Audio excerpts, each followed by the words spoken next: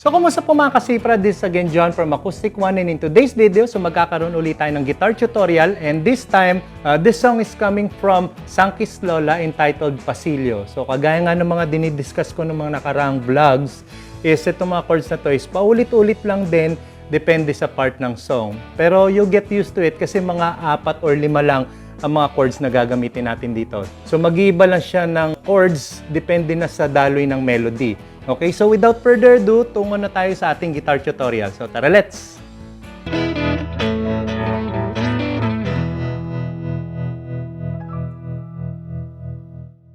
At yun po mga kasipra, so nagbabalik na tayo sa ating channel, and kagaya nga na sinabi ko kanina, so pag-aaralan natin ang song coming from Sankey's Lola entitled Pasilyo. So sa intro niya mga kasipra is mapapakinggan natin sa kanta is nag-slide siya ng kanyang string. Ganon. Tapos, ayan. So, mas maganda, lagyan nyo rin ng konting, art knocks dun sa inyong intro. Actually, ganon naman talaga dun. Kaso, since banda yon, merong tumutugtog ng rhythm. Ayan, meron naman nagli-lead. Pero dito, since mag-isa lang tayo, so ang gagawin natin dito is paghahaluin natin yung lead tsaka rhythm. Pero anyway, sa kabuuan ng kanta, puro rhythm or chords lang ipapakita ko sa inyo. So, umpisa natin sa intro, mga chords niya is D major 7, and then A7 diminished, ayan, and then E minor, and then A. Isang round ulit. And then A7 diminished.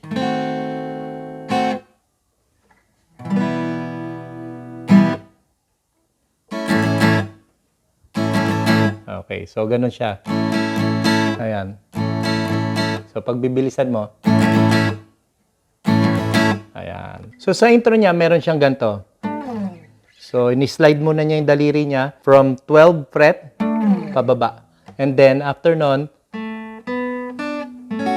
ayan, para may konting arte naman, ano.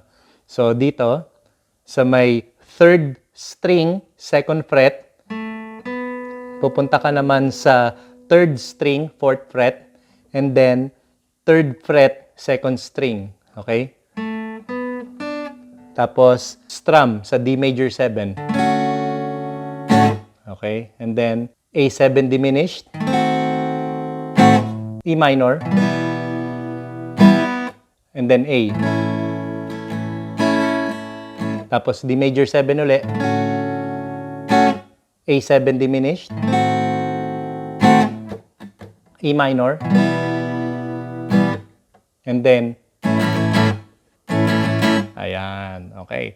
And then pasok na sa verse. Now, sa verse naman, ang mga chords nito is halos parehas lang din ng intro. Nga lang, magkakaroon tayo ng konting variation dito. Sa verse, 4 lang din ang mga chords na ginamit. So, sa second chord nito, sa halip na gagamitin natin yung A7 diminished, ang gagamitin natin is yung B minor.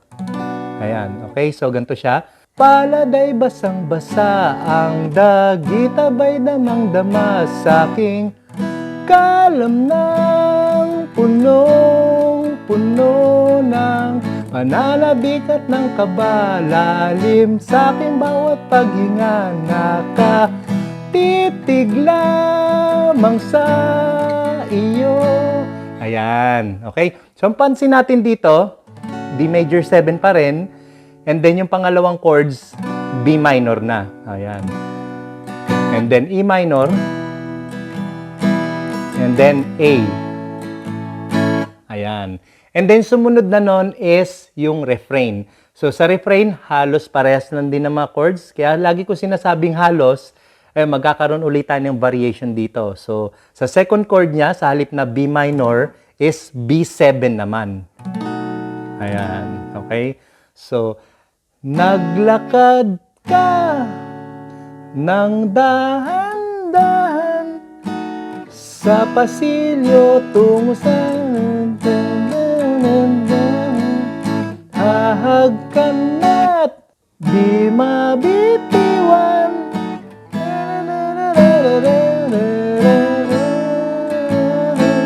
Ayan. So, D major 7, B7, E minor, and then A. Tapos, chorus na. So, sa chorus, ikaw at ikaw. Tapos, ayun. So, yung chorus, yung chords dito is kagaya lang din ng intro. So, D major 7, ikaw at ikaw.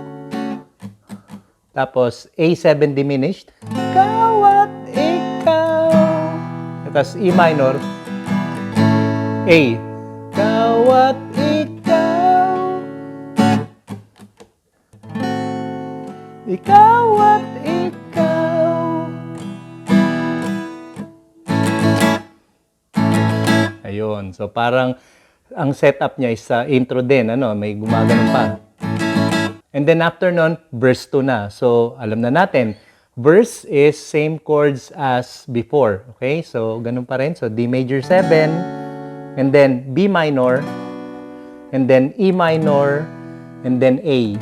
Okay? So, dalawang beses yung gagawin yon. And then, pasok uli sa refrain. Same pa rin. So, D major 7, kagaya ng unang refrain. D major 7, and then B7, and then E minor, and then A. Ayan. And then, of course, chorus uli. So, sa chorus, parang intro lang din ang chords niya. Okay? So, ikaw at ikaw. Ikaw at ikaw. Ikaw at ikaw. Ikaw at ikaw.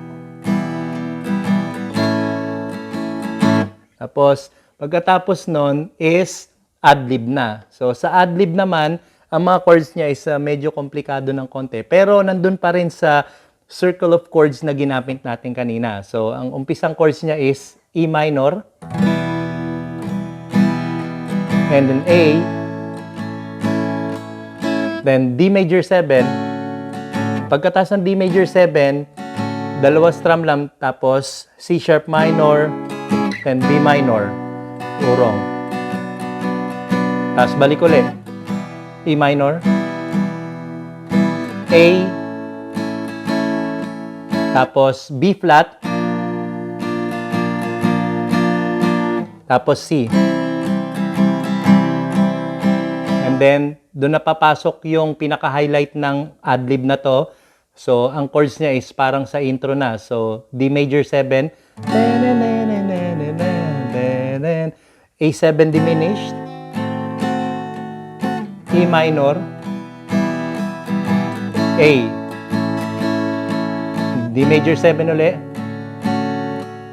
A7 diminished, E minor. So, dito, pagkatapos nung sa A is, tapos, pasok na sa modulated chorus. So, ikaw at ikaw. Tapos, yun, A sharp 7 diminished. So, ito yung A7 diminished. So, nag-sharp siya. Ayan. Sorry, ayan. Tapos, ayan. So, one half step higher. A sharp 7 diminished. Tapos, F minor. So, from E minor, naging F minor. Tapos, B flat. Ikaw at ikaw. Tapos, ikaw at ikaw. F minor. B flat.